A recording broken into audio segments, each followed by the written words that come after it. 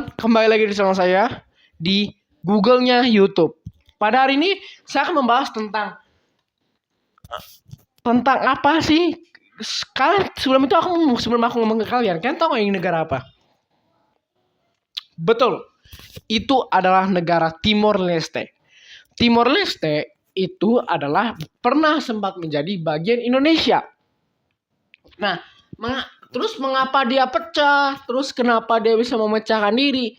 Kira-kira kenapa ya? Pada hari ini kita akan membahas tuntas di Learning by Google. Oke, pertama kali kita akan membahas latar belakang terlebih dahulu. Latar belakang. Timur Timur sekarang bernama Timor Leste. Dulunya merupakan koloni Portugis selama berabad-abad. Setelah revolusi bunga di Portugal tahun 1974, Portugis mulai melepaskan jajahannya, termasuk Timor Timur.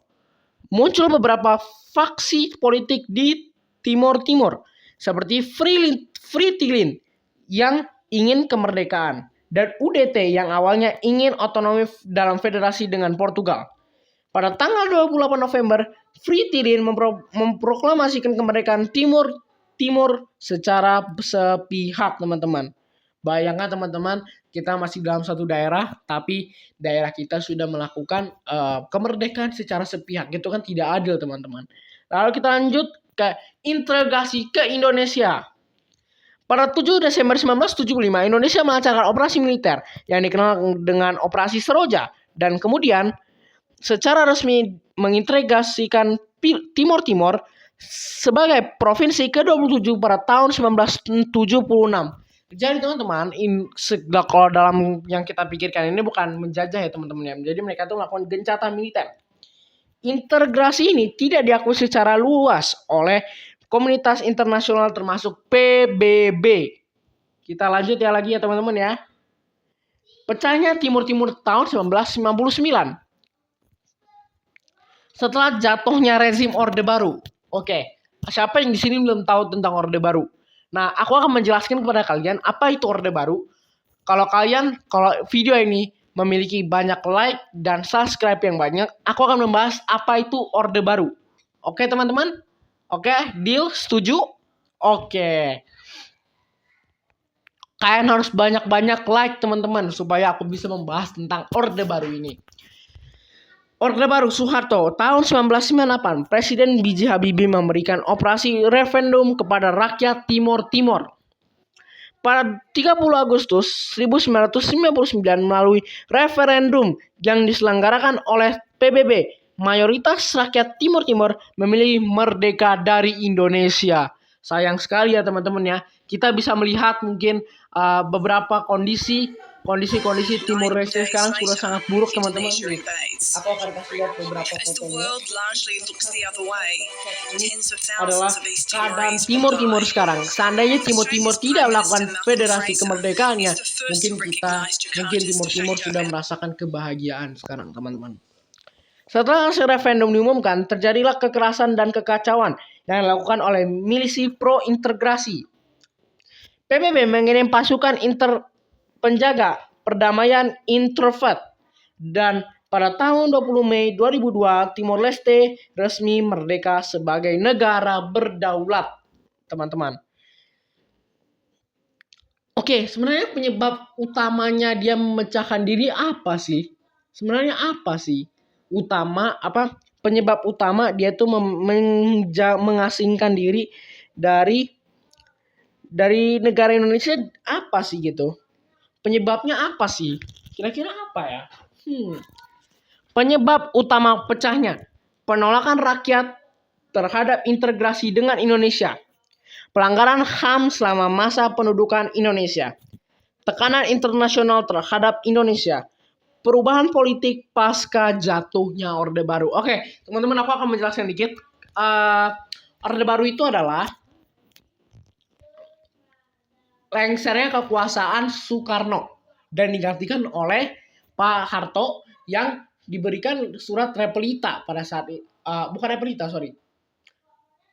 surat super semar ke Pak Soekarno. Lalu Pak Soekarno disuruh menandatangani dan Pak Soeharto berkuasa besar atas Indonesia. Sekali lagi, kalau misalnya saya melakukan kesalahan, bisa lakukan riset dan bisa kita bahas di bawah komentar. Dampaknya bagi Indonesia apa sih? Dampaknya bagi Indonesia adalah kehilangan satu wilayah. Tercorengnya citra Indonesia di mata internasional, terutama terkait HAM. Oke teman-teman, jadi tadi itu soal Orde Baru itu gak ada hubungan dengan Repelita ya teman-teman. Ya, saya salah ngomong, saya latah. Mohon maaf sekali. Oke. Tercorengnya citra Indonesia di mata internasional, terutama terkait HAM. Mendorong reformasi TNI dan kebijakan di luar negeri Indonesia. Memberikan pelajaran penting mengenai pendekatan dan terhadap konflik dan otonomi daerah. Oke, teman-teman, saya sebenarnya melakukan beberapa pengutipan, melakukan beberapa riset terhadap artikel resmi tentang Wikipedia, lalu Wikipedia lagi, lalu kompas.com, lalu kompas.com lagi, lalu Wikipedia lagi, lalu Revolt Freedom in World 1999, dan saya akan memberikan link video YouTube-nya jika saya bisa teman-teman. Cuman karena di sini saya tidak bisa, ya mau bagaimana lagi. Tapi saya akan meletakkan link video YouTube-nya di deskripsi. Mungkin kalau bisa ya, tapi kalau tidak bisa ya udah. Lalu generasi muda apa sih gitu? Apa sih peran generasi muda dalam hal ini? Nah, peran generasi muda itu sudah banyak sekali teman-teman. Seperti peran-peran generasi muda agar hal-hal ini tidak terjadi lagi, gimana sih caranya? Peran generasi muda agar cara ini tidak terjadi itu cukup simpel teman-teman. Saat kita bisa ambil dalam kehidupan sehari-hari. Contohnya saat teman-teman kita bertengkar, kita bisa mendamaikan mereka dan tidak memanas-manaskan kedua belah pihak. Oke teman-teman? Ada lagi yang mesti saya tambahkan? Oke, mungkin segini saja video saya pada hari ini. Maafkan saya jika ada kesalahan kata pada hari ini. Dan jika saya ada kesalahan informasi, tolong teman-teman bisa tambah informasi yang kurang menurut teman-teman. Karena saya ini merangkum dan saya akan menjelaskan infonya pada teman-teman. Mungkin ada yang kurang, bisa ditambah. Ya, sekali lagi, jangan terlalu percaya. Jika kalian ragu terhadap informasi saya, silakan melakukan riset tersendiri. Oke, sekian video saya pada hari ini.